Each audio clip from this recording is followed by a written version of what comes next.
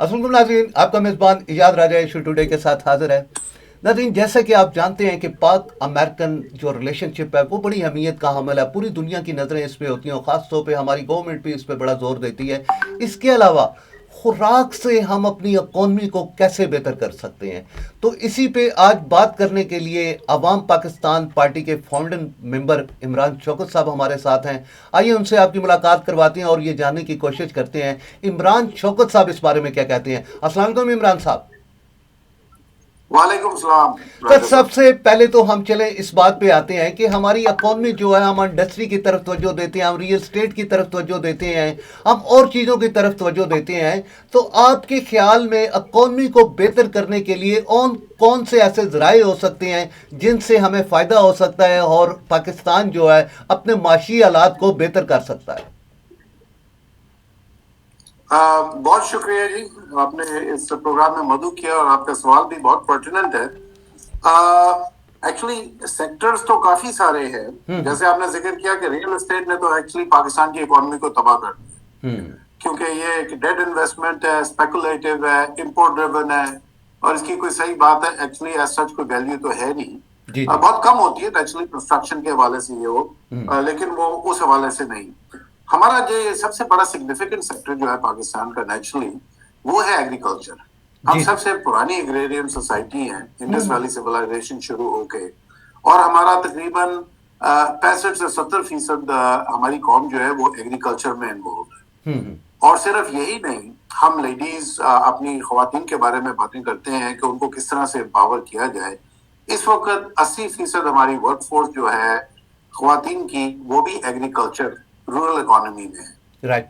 अच्छा, दूसरी बात यह है कि रूरल इकोनॉमी जो है वो एक तो इतनी बड़ी है, लेकिन तवज्जो हम ज्यादा डाल देते हैं हमेशा बड़े फार्मर्स की तरफ, कॉर्पोरेट फार्मिंग की तरफ, और इस तरफ हम बिल्कुल गौर नहीं करते कि हमारा छोटा फार्मर जो है पाकिस्तान का, वो सबसे ज्यादा बुरी हालत में है इस वक्त। और अगर हमने स्टेबलाइज करना है पाकिस्तान को, तो हमें अपना छोटे फार्मर को स्टेबलाइज करना पड़ेगा। ओके। और छोटे फार्मर्स के फिगर ये है कि 90% पाकिस्तान का फार्मर जो है इस वक्त, वो 4 से 5 एकड़ से कम उसकी टोटल होल्डिंग है।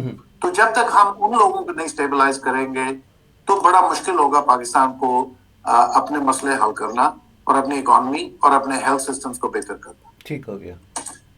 अच्छा सर, आप अच्छा, एग्रीकल्चर की बात करते हैं, सॉरी। ये बड़ी ज़बरदस्त आपने बात की। हमने तो कभी इस तरफ तवज्जो ही नहीं देती हमारी गवर्नमेंट। अगर बाकी ममालिक को देखा जाए तो कौन कौन से ऐसे ममालिक हैं जिनका जो दारो मदार है वो एग्रीकल्चर पे ज़्यादा है? और अगर पाकिस्तान की इन्वायरमेंट मौसमों की बात करें तो वो भी मेरे ख्याल में, क्या आप समझते हैं, एग्रीकल्चर के लिए सूटेबल नहीं है? देखिए, हमारा तो बिल्कुल ये है कि अब मैं कंपेरिजन आपको दे देता हूँ। 1970 में जब पाकिस्तान बांग्लादेश अलग हुए 71 में, तो पाकिस्तान की कंपेरिजन अगर हम की जाए थाईलैंड के साथ या मलेशिया के साथ, उस वक्त थाईलैंड की पॉपुलेशन पाकिस्तान से आधी थी। वो तकरीबन 35 मिलियन के थे, हम तकरीबन 70 मिलियन के थे। ठीक हो। मलेशिया की पॉपुलेशन मेरे ख्याल में 12 या 14 मिलियन थी, हम 70 मिलियन थे। अच्छा, ये दोनों मुल्क उस वक्त हमारी जो जीडीपी थी इन मुल्कों से यानी कि 1.5 से 2 गुना के करीब ज्यादा हुआ करती थी। अच्छा, उसके बाद वक्त ऐसा है अब कि इन दोनों मुल्कों ने सबसे पहले फोकस किया अपनी रूरल इकोनॉमी पे और स्मॉल फार्मर पे। जब इन्होंने उन पे फोकस किया, उनको स्टेबलाइज किया, उनको एडवांस टेक्नोलॉजीज दी, उनको वैल्यू एडिंग साइड पे लेके आए, तो इस वक्त थाईलैंड जैसा मुल्क जो है वो पाकिस्तान से 150 से 200 बिलियन ज्यादा है। हालांकि अब उनकी पॉपुलेशन सिर्फ 70 मिलियन है, वो हमसे एक चौथाई है पॉपुलेशन में। ठीक है ना, एक चौथाई एक तिहाई के दरमियान। ठीक है, तो उन्होंने इस वक्त, और वो दुनिया के चौथे के पांचवें सबसे बड़े कंट्रीब्यूटर है दुनिया की प्रोसेस फूड इंडस्ट्री के। और हम जो है, हम दुनिया से इस वक्त खाना मांगने लगे हुए।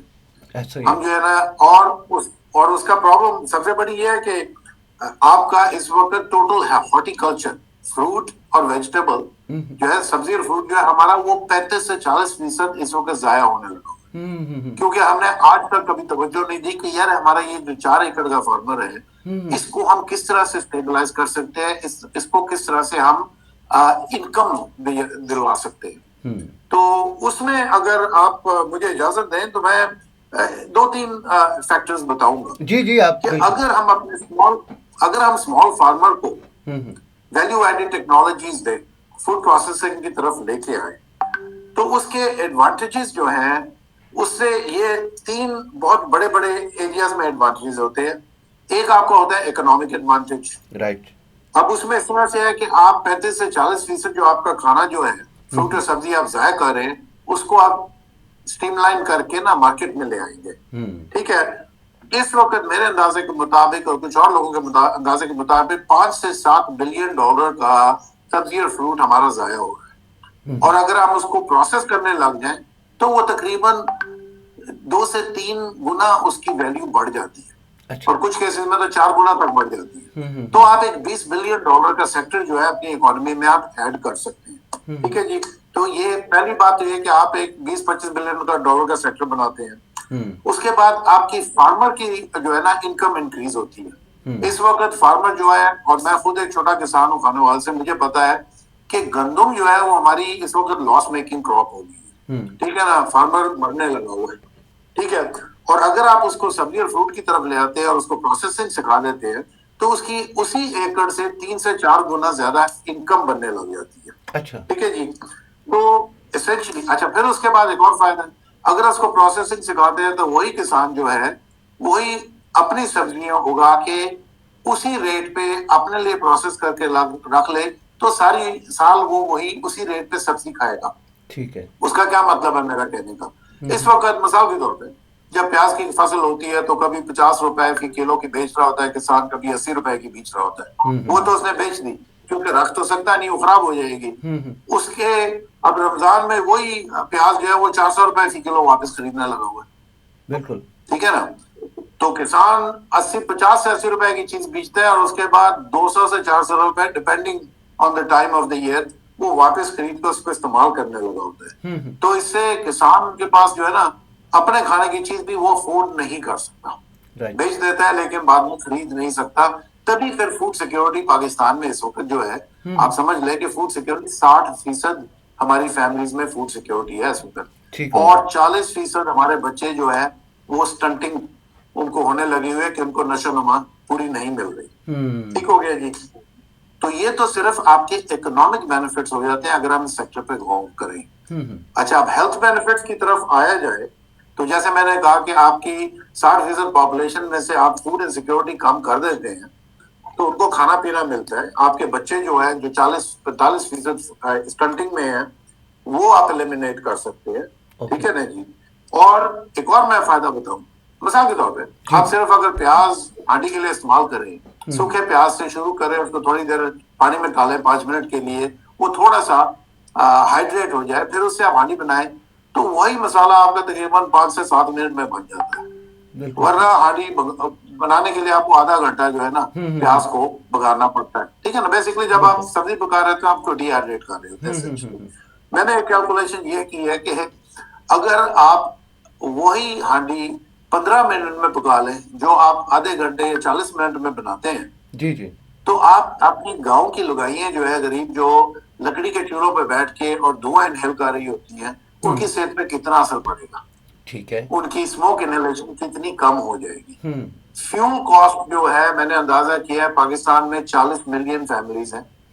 चले हम कहते हैं कि सिर्फ 10 मिलियन फैमिलीज भी डिहाइड्रेटेड सब्जियों से प्याज से अपनी हांडियां पकाने लग जाएं तो आपको 10 million fuel hours per day की आपको सेविंग हो रही होगी। राइट। और पाकिस्तान ऐसा मुल्क है जिसके पास एनर्जी तो है ही नहीं वैसी, हम तो बहुत बहुत महंगी है। तो इसलिए डिफॉरेस्टेशन बहुत ज्यादा हमने कर दी है क्योंकि लोग लकड़ी काट काट के जलाने लगे हुए, तो इससे बहुत असर पड़ेगा। लेकिन इसकी तरफ जो है ना लोगों को और हमारे नेशनल लीडर्स को तवज्जो देनी पड़ेगी। लेकिन वही बात है इमरान साहब, कैसे तवज्जो दी जाए जबकि गवर्नमेंट का खुद इस तरफ ध्यान नहीं है? तो हम लोगों को इसकी अवेयरनेस किस तरह दे सकते हैं? क्या तजवीज़ देते हैं आप, गवर्नमेंट को क्या देते हैं? देखिए, मैंने तो गवर्नमेंट आई भी है क्योंकि मैं एक्चुअली सोलर ड्राइंग के तजर्बे, क्योंकि इंजीनियर हूँ, मैंने एक मशीन बनाई थी, मैं बड़े अरसे से कर रहा हूँ। तो एक जमाने में minister of food security, DG, NARC, PRC secretary सब आ गए थे। तो उन्होंने मुझसे पूछा कि जी आप, मैं कहते देखें मैंने ये प्रूफ ऑफ कॉन्सेप्ट दे दिया है, आप कहते हैं इमरान आप इसको लेके आगे चलें। मैं कहा भाई ये बहुत बड़ा मुल्क है, इमरान की कोई 10 जिंदगियां नहीं है कि वो लोगों के पीछे जाके, ये आप लोगों का काम है, ये हुकूमत का काम है, ठीक और है। बाकी मुल्कों में ये हो चुका है। ये ऐसी कोई नई नायाब चीज नहीं जिसका हमें पता नहीं। हमने थाईलैंड का मॉडल परस्यू करना है, मलेशिया का मॉडल परस्यू करना है, ये रॉकेट साइंस नहीं है बिल्कुल। लेकिन फिर उसमें जवाब ये आता है कि जी रिसोर्सेज नहीं है हमारे मुल्क के पास, हमारे पास तो पैसे नहीं है ये नया सेक्टर बनाने के लिए। तो उसमें जो है ना एक बड़ी इंटरेस्ट में कि जी पैसे जाया करने के लिए तो हमारे पास बहुत है, ऐसे ही। लेकिन एक अच्छे काम में लगाने के लिए नहीं होते। मैं आपको एक एग्जांपल दे देता हूँ। पाकिस्तान, हमारी जो बेनजीर इनकम सपोर्ट फंड है, जी जी। वो कितने पैसे इस्तेमाल कर रहा है, ठीक है ना, वो कितने पैसे लोगों को बांटने लगा हुआ है, आप समझ लें चैरिटी के तौर पे, ठीक है ना। अब सारी दुनिया उधर पैसे दे रही है, हमने इतना बड़ा इदारा बना दिया। वो मेरी एक पुरानी बचपने की दोस्त ही है सानिया निस्तर, जिसने इनको हेड किया था। तो मैं इस प्रोग्राम के ऊपर मेरी नुक्ताचीनी मैं नहीं करूंगा, मैं सिर्फ ये कहूंगा कि अगर आप सेक्टर बनाएं, उसमें आपकी इन्वेस्टमेंट बहुत कम होगी, 100 मिलियन लग जाएगा, 200 मिलियन डॉलर लग जाएगा एक सेक्टर बनाने में, जिससे आपका फायदा बिलियंस में जाएगा, हेल्थ बेनिफिट्स अलग होंगे। दूसरी तरफ बेस्ट में कि हम मॉडल पे अगर चले, अब वो इस तरह से देखें, अगर आपकी आधी कौम जो है इस वक्त फूड इनसिक्योर है, आप उनको 2-2 हजार रुपए भी देने लग जाए महीने के, कि जी आप अपनी नशो नुमा किसी तरह से पूरी कर लें, और आपको पता है, मुझे पता है, आजकल की महंगाई में 2000 कुछ भी नहीं होता, एक तेल का डब्बा भी नहीं आएगा, लेकिन चलो हम कहते हैं 2000 दे दें, 2000 ज़रबे आधी हमारी नेशन 125 मिलियन हो गई। तो अगर मैं वो नंबर्स ऐड करूं तो उससे पता लगता है कि जी हमें तो एक्चुअली, हम अगर 125 मिलियन को 2000 रुपए भी फी महीना देंगे तो आपको 250 बिलियन रुपीस चाहिए, तकरीबन आपको $1 बिलियन पर मंथ चाहिए लोगों को 2000 रुपए भरने के लिए, कि वो थोड़ा बहुत खाना पीना अपना कर सके। तो हम उस तरफ तो तवज्जो देने के लिए तैयार है, लेकिन इस तरफ नहीं। हो कहते कि यार let's spend 200 million 300 million to create a sector जिसके इतने ज्यादा फायदे हैं, हर इकोनॉमिकली भी, एनर्जी वाइज भी और हेल्थ वाइज। चलें सर, बिल्कुल ठीक। अच्छा सर, आखिर में चले मैं एक आपसे और क्वेश्चन करूंगा, आप क्या समझते हैं पाक अमेरिकन रिलेशनशिप पे क्या कहेंगे आप? देखिए, पाक अमेरिका रिलेशनशिप जो है ना, वो उस पर मैंने आर्टिकल्स भी लिखे हैं कि हम जो है ना, हमें नहीं पता कि हम actually we are not much less than America in many ways. America को हमसे ज्यादा हमारी जरूरत रही है, हमें अमेरिका की कम रही है। ठीक है, ठीक है। अमेरिका ने हमें बारी बारी इस्तेमाल किया, हम एक, हमारी उनके साथ हमेशा एक ट्रांजैक्शनल रिलेशनशिप रही है। वो हमें पैसे देते हैं, हम उनके कहने पे जंग लड़ते हैं, चाहे वो फर्स्ट अफगान वॉर थी, फिर सेकंड अफगान वॉर थी, फिर वॉर ऑन टेररिज्म थी, ठीक है ना। क्योंकि आजकल पाकिस्तान का कोई ऐसा कोई उनको फायदा नहीं नजर आ रहा, तो इसलिए पाकिस्तान जो है ना, उसकी अहमियत नहीं रही। अब डोनाल्ड ट्रंप साहब स्टेटमेंट्स दे रहे हैं कि जी पाकिस्तान में क्रिश्चियंस के साथ बहुत बुरा सलूक होता है। वो हमारे आर्मी चीफ को भी एक लिस्ट में डालना चाहते हैं, वो हमारे और इदारों को बैन लिस्ट में डालना चाहते हैं। तो हमें अपनी नीड डिफाइन करनी पड़ेगी अमेरिका के साथ रिलेशनशिप, जो ट्रांजैक्शनल बेसिस से खत्म हो, नेशनल म्यूचुअल इंटरेस्ट पे चले। हमारा एक अपना नेशनल इंटरेस्ट है, उनका अपना नेशनल इंटरेस्ट है, और रिलेशनशिप हमारी रीडिफाइन होनी चाहिए इकोनॉमिक और कमर्शियल टाइज की बेसिस पे, ठीक है। और मैं बिल्कुल इस पे बिल्कुल इत्तेफाक नहीं करता डोनाल्ड ट्रंप की स्टेटमेंट से कि जी जो है ना क्रिश्चियंस के साथ और पाकिस्तान में माइनॉरिटीज के साथ जो है ना बड़ा सीरियस सलूक हो रहा है, और पाकिस्तान अमेरिका हम पे किताबें लिख रहा है। ये मैं बिल्कुल नहीं कहूंगा कि लेकिन सर, नहीं हो ट्रंप रहा। साहब को इंडिया क्यों नहीं नजर आ रहा, उनको इसराइल क्यों नहीं नजर आ रहा, उनको बाकी ममालिक क्यों नहीं नजर आ रहे, पाकिस्तान पे ऐसे बयानात क्यों? बस वो क्योंकि दरअसल हम अपने आप को कभी डिफेंड नहीं ना करते, हम जवाब नहीं देते मुंह तोड़ किस्म का। मैंने एक आर्टिकल लिखा था कि वो अमेरिका जो है ना, वो पाकिस्तान पे जो है ना एक ईयरली एक रिपोर्ट में पाकिस्तान को कंट्री ऑफ इंटरेस्ट के तौर पे ना, कि ये यहाँ पे बहुत ज्यादा जो है ना ज्यादतियां हो रही हैं, इंटॉलरेंस है, रेशियल एथनिक डिविजन्स है, रिलीजियस डिविजन्स आ गई हैं, तो पाकिस्तान को वो मॉनिटर कर रहा होता है और रिपोर्ट्स में डाल देता है। शौकत साहब, हमारे पास सिर्फ एक मिनट, अपनी बात को मुख्तसर कीजिएगा। बिल्कुल, मैं सिर्फ ये कहूंगा कि अमेरिका में पिछले साल 6000 इंसिडेंट्स हुए थे इंटॉलरेंस के, 3000 anti black, 830 anti white, 1830 anti juice और 336 एंटी इस्लामिक। ठीक है। पाकिस्तान में उसके मुकाबले में 300 से 400 इंसिडेंट्स हुए थे। राइट। तो कहां पे 400 इंसिडेंट्स और कहां पे 6000 इंसिडेंट्स? 6000, आप बिल्कुल खुद ठीक। ही अंदाजा कर लें कि कौन सा मुल्क ज्यादा इंटॉलरेंट है। सर बहुत शुक्रिया, थैंक यू। इमरान शौकत साहब बहुत थैंक शुक्रिया यू। आपका। नाजरीन, आपने इमरान शौकत साहब की बात सुनी। काश हमारी गवर्नमेंट जो है वो फूड की तरफ भी तवज्जो दे, एग्रीकल्चर की तवज्जो दे, क्योंकि बहुत से ऐसे ममालिक हैं जिन्होंने अपनी इकॉनमी को एग्रीकल्चर के ज़रिए बहुत बेहतर किया है। जबकि मैं शौकत साहब का एक आर्टिकल देख रहा था, उसमें यह था कि तकरीबन हमारे 7 करोड़ अवाम में से हम तकरीबन 3.5 और 4 करोड़ अवाम का जो खाना है उसको लॉस कर देते हैं, ज़ाया कर देते हैं। और इसके अलावा पाक अमेरिकन जो रिलेशनशिप है, हमारी गवर्नमेंट हमेशा अमेरिका से दबी रहती है।